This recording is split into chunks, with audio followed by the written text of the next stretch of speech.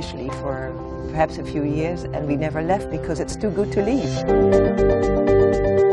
Sytske and Bart and Sytske Kimman came from Holland to Hong Kong 25 years ago. As respective legal and banking professionals, they immersed themselves in the rapid pace of a territory that's a feast for the senses. They very much live and work in Hong Kong.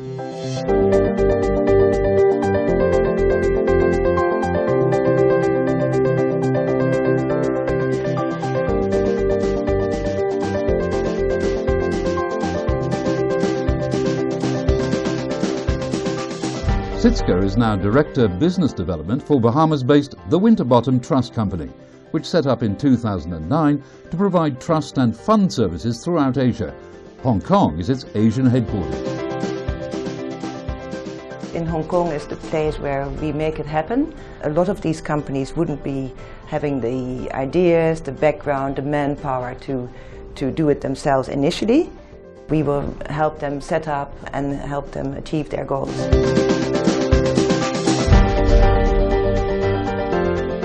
One of the reasons for setting up here is because our clientele has been developed in South America and America, and we've seen an enormous increase in activities and trade between that part of the world and this part of the world, and that has prompted Chairman Jeffrey Hooper to decide to open the office here and to make the services we provide as good as we can provide on the other side of the world.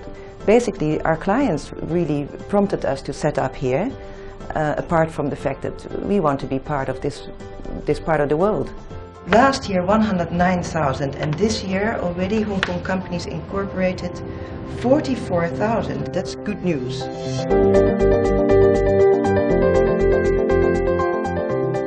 So bearing in mind that there are large numbers of companies setting themselves up in Hong Kong, it must make your business day really very busy. There are thousands of companies who have grown here, set up through the help of a trust company. There's new funds set up every day, offshore funds, but they're still organized in Hong Kong. The administrators may be in Hong Kong, the fund managers are in Hong Kong. Hong Kong is the typical regional place for entry into Asia. It is a very easy place. Once you're in, very see-through, people have a can-do attitude. They make it happen here. So, you know, funds are set up because the people are here, the professional people, the lawyers, the fund administrators, the Chinese from the mainland with their capital, the Taiwanese. It is a regional hub. It's easy to set up. It gives you the flexibility to go elsewhere. And now that Hong Kong also has gone into double taxation agreements, I think the tax position will be much more clear for overseas companies setting up here. So, you know, all of these factors, the legal system, the easy transport facilities, it's all here.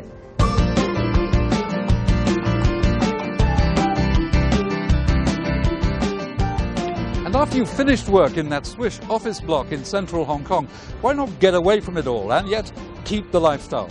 So you may find yourself in Discovery Bay, that's about 12 kilometers away on Lantau Island.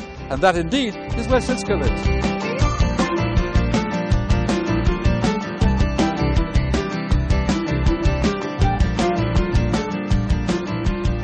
Discovery Bay has about 16,000 residents and a huge variety of things to do.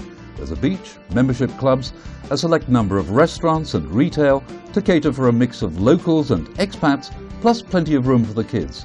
Oh, and there's a marina.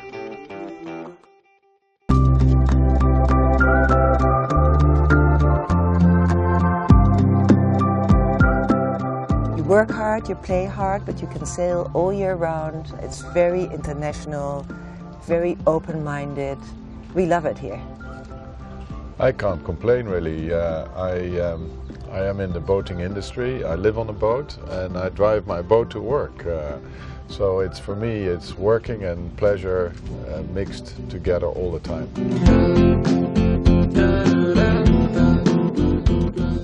Sytske and Bart have a yacht at the Discovery Bay Marina among the liveaboards and millionaire cruisers that nestle together in an environment that combines the sea and a civilized way of life.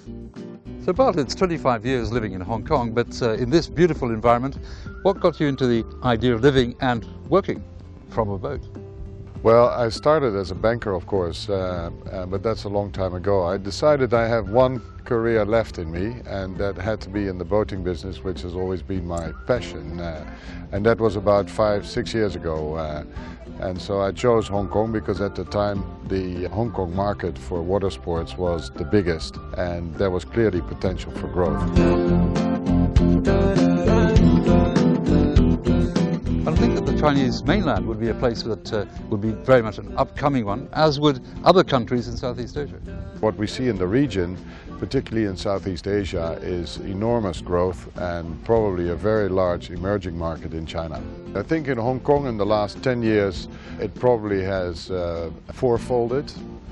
So that's a big growth. And where we had enough infrastructure all the time, it's now chock-a-block. We can't fill any berth anymore. There's no space left. Hong Kong should take the hub function because there's a lot of boat building in China. That is a growing industry for China, and a lot of that is very close by in Zhuhai, Shenzhen and Xiamen. These shipyards are all young and have to learn the way, and they could use Hong Kong as a hub to market their products into the big world.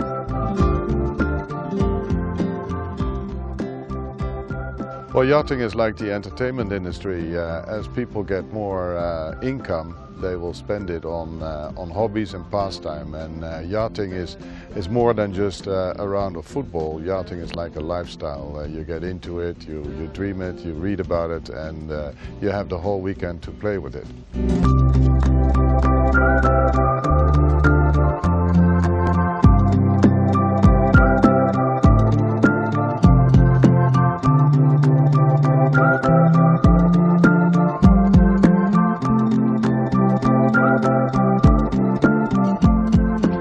It's not like in Europe where, work is definitely not going on during the weekend or during the evening. It's very seldom when you visit clients in Europe or the States that they invite you for dinner. Here it's the normal thing. You have a client and the meeting goes on till 5 o'clock, so automatically the client is invited. It's seamless between business and pleasure here. Very enjoyable. I like that.